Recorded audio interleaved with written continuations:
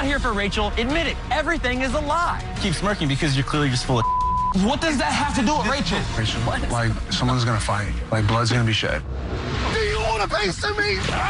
Oh, my gosh. I don't think this was fair to him, and I don't know what I'm gonna do.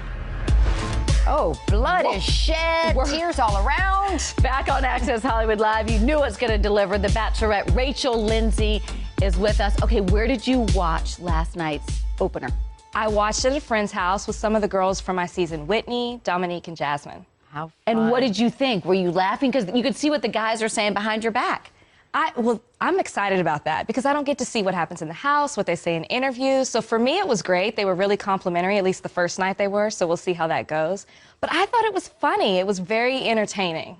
So there is a fan theory that the first one out of the limo is the one who usually ends up being your pick. So Peter from Wisconsin was first out of the limo. Really handsome guy. Well, they're all handsome. Wisconsin. Oh, we have matching gaps. The gap. He's like, I got a gap in my teeth. She's got a gap in her teeth. I liked him.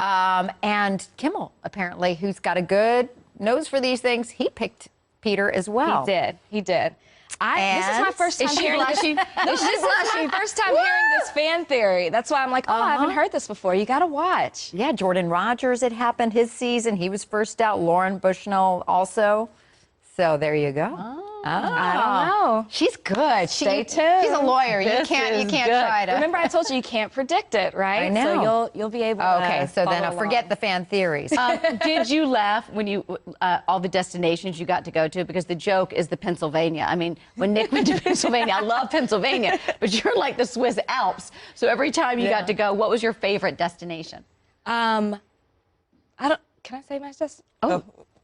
Switzerland. Just say it. Oh, we're looking for our people. Because that could be where it went down. Okay. Oh, so we could see the date. I wasn't trying to snoop. Let's talk about some of these guys. Okay, Waboom guy clearly is the Corinne of the season. So we already talked about him. I mean, he's got to stick around for a little bit because he's entertainment. He's like Jim Carrey on acid, as somebody described. Let's talk about Blake E., who comes out with a marching band. Yes. I don't know if he immediately opened the conversation with you, but what we saw was all he talked about was his libido and his amazing penis.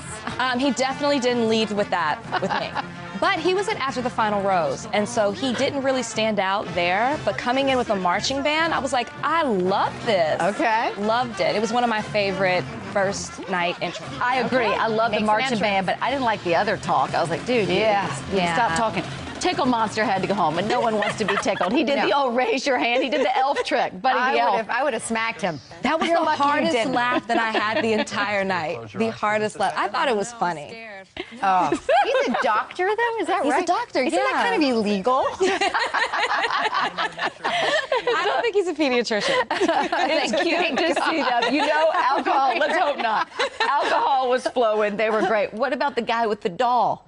Adam. Oh. Adam Jr. Y'all, I was so creeped out by the doll. I don't like dolls at all. That's why I kept saying, can we leave him? Is he going to be around? But the hairline in his ear, and he had like very real, like the eyes. There's something weird about French. That. I mean, you kept him though. I mean, you kept him around. So I liked Adam. Okay, Adam you don't Jr. like Adam Jr. I gotta find Matt, him. the guy in the costume. I mean, cute, but one of my best friends from my season on Nick was Alexis. So he got a pass. That's the dolphin girl. Yes, dolphin shark. So you girl. relate to dolphin, shark, whatever. She told me not to judge a book by its cover. So I was like, okay. Squeaky Penguin gets through. Okay, we talked about Brian, so I don't know if we need to see that again. But country singer Lee, I don't like that it looks like going on in the season that he's stirring stuff up for no reason. Like, I don't enjoy that, though. I don't enjoy the fake drama. I think there could be enough fabulous falling in love and drama that we need. Well, you have to realize this was my first time seeing it, so I'm seeing all of this play out. What if you chose him, then you're breaking up if that's him. So I have to stay tuned and see what happens with Lee in the house, because this was my first time seeing all of this unfold. You know, you saw him come out of the limo. He serenaded me, gave me a flower. That's the Lee that I got to know. And in the promo, though, it looks like he's the one who's probably the source of the fights and a lot of the what's coming up. Yeah, the pot stir. Yeah. It looks that way, so I'm going to have to stay tuned and watch with you guys. I love that you don't really, I mean, it all gets edited after the fact. So for you, a lot of it is sort of You're figuring it all out as we are. Yes, I was watching it. I was like, I don't know that Lee. Yeah. So. Your family. Yeah. Are we going to meet Dad this season, or does he still stay private, or when are we going to meet the fam? This is what I will say. You will see the family. Yeah. And there will be new people to meet. Wait, what do you mean? New people. You got new family? More family. More family. Not More new family. family, more family. Interesting. Well, also, your dad is a judge, so, and I know that they know who your now betrothed is. They're not going to reveal, they can't, I mean, they're like signed, sealed, like, their confidentiality. Tell us you got a chatty grandmother or something. Yes. How do they keep the secret? She wouldn't remember. She would just laugh about it. She'd be like, yeah, she's engaged. Yeah.